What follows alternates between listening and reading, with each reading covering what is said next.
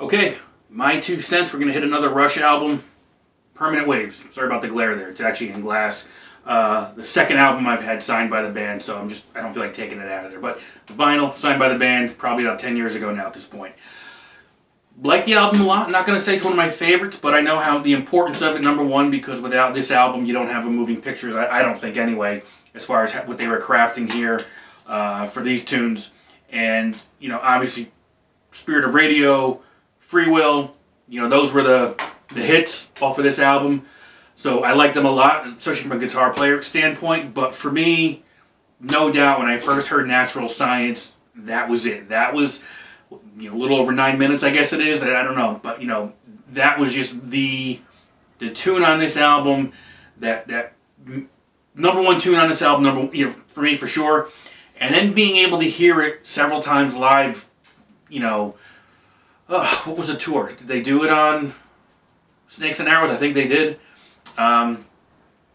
So again, I don't even know. I got to figure that out now. But hearing it live several times for sure was just incredible.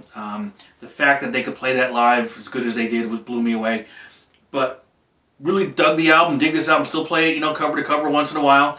But it was that also, Entre Nous. That was the other one.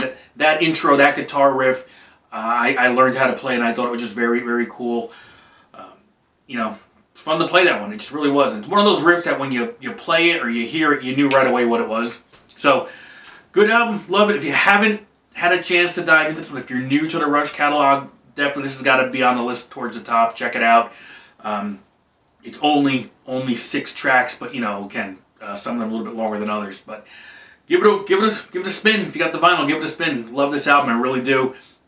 Is it the Desert Island album? I don't know. Every time I'm asked that question, I give a different top 5. Moving Pictures is always in there. 2112 is always in there. This is close because sometimes I'll put Hemispheres in there. I'll even put Clockwork Angels in there. But hey, my 2 cents on that one. But I think that's a great album too, and we'll talk about that one.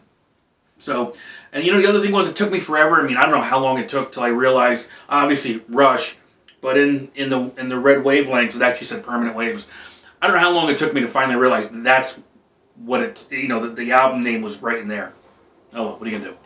But enjoy it. If you haven't listened to it, give it a spin.